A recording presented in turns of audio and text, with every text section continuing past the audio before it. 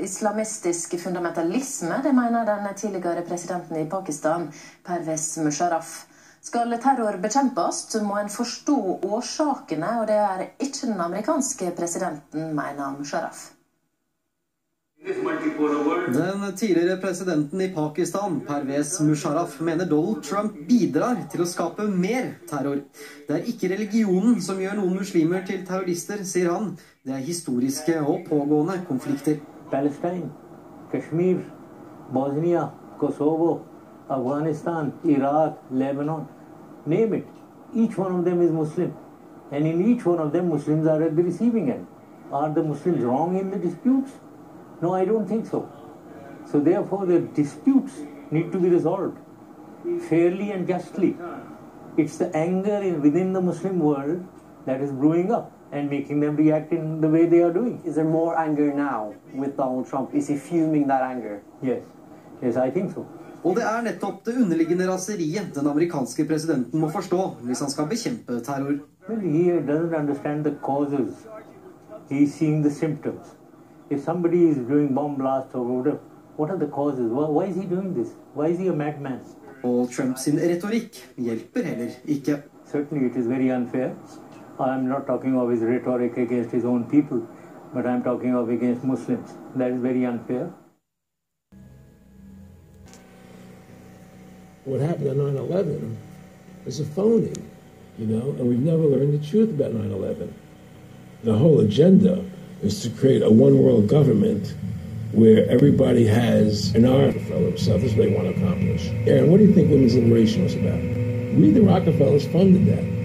We funded women's lib. They do whatever they want to do. What we want doesn't matter anymore. It's their agenda, it's their plans that matter. They have all the money they want. They can make all the money they want. They have a machine that can make all the money.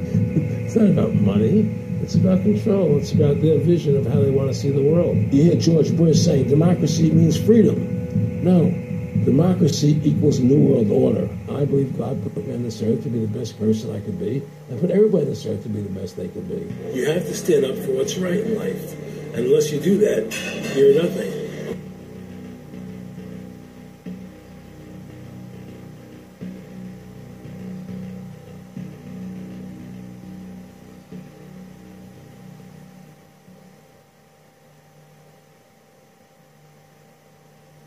Award-winning filmmaker turned freedom fighter, Aaron Russo was an amazing individual. You know, he'd been battling cancer for more than 3.5 years when he began making America Freedom to Fascism, that he shot, directed, edited pretty much on his own with just the help of a few people. An amazing individual. A long life of award-winning films, of hard work, and for standing up for the Bill of Rights and Constitution. You know, when we first went to shop this interview, I put it on the web for free. But parts of it have never been seen. So here today, you're going to have a chance to see the in-depth interview, the final interview with Aaron Russo. But his important work lives on. You know, he made one of the definitive films exposing the elite that control this nation and the world, the private Federal Reserve. And the information he put out 2 years ago rings more true today than ever. And his film, America Freedom to Fascism, and Mad as Hell, and the other great works he did just continue like ripples in a pond to light bushfires in the minds of men and women everywhere. So this film is dedicated to the one, the only, Aaron Russo. You rolling? I'm honored to be interviewed by Alex Jones, a truth seeker, fighting for justice in America. Nice charming, it's get me all smiling. Aaron, when did you start to think something was wrong in the world, or start to find out about the whole banking cartel and the federal reserve system to be new over it?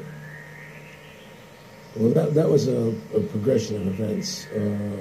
I've always been a very independent person, always believed in individuality, and that we were put on this earth to be unique individuals to fulfill our God-given potential, and that the only way to fulfill your potential is to be free, to find out who you are, and to make your errors, to make mistakes.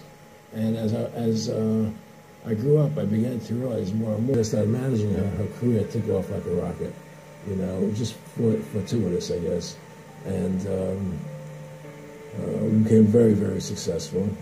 And through managing Bet, I started producing shows on Broadway where I won the Tony, and I produced a television show. I won the Emmy with Dustin Hoffman in that, you know, and then I produced The Rose for her, where she got Academy Award nominations. And then that led me to producing Trading Places, which everybody knows. You know. I think it's the best Eddie Murphy movie.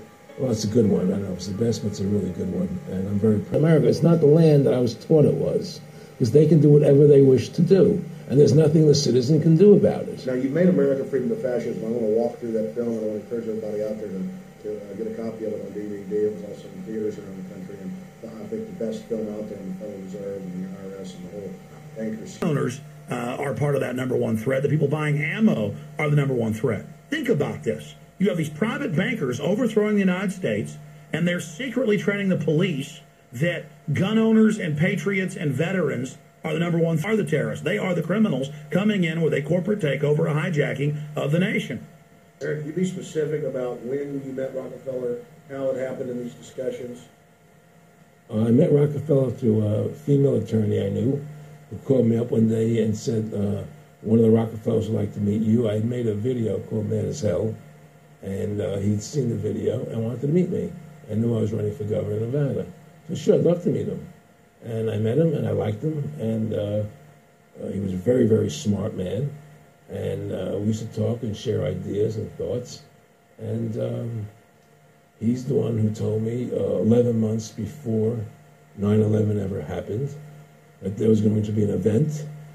Never told me what the event was going to be, but there was going to be an event, and out of that event, we were going to invade Afghanistan to run pipelines from the Caspian Sea.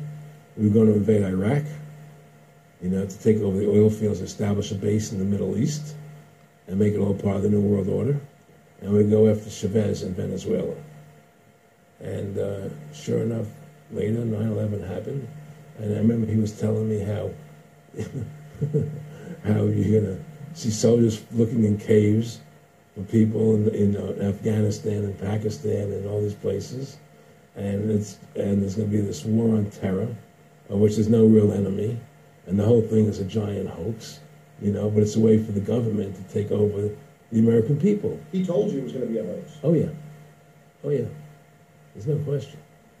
He says, there's going to be war on terror. And he's laughing. There's no... Who are we fighting? I mean, why do you think 9/11 happened and then nothing's happened since then? Do you think that our security is so great here that these people who pulled off 9/11 were able to can't knock down another plane? Come on, it's ridiculous. 9/11 was done by people in our own government and our own banking system to perpetuate the fear of the American people into subordinating themselves to anything the government wants them to do. That's what it's about, and to create this war, this endless war on terror. And that's why and that was the first lie. And the next lie was going into Iraq, you know, to get Saddam Hussein out with his weapons of mass destruction. That was the next lie.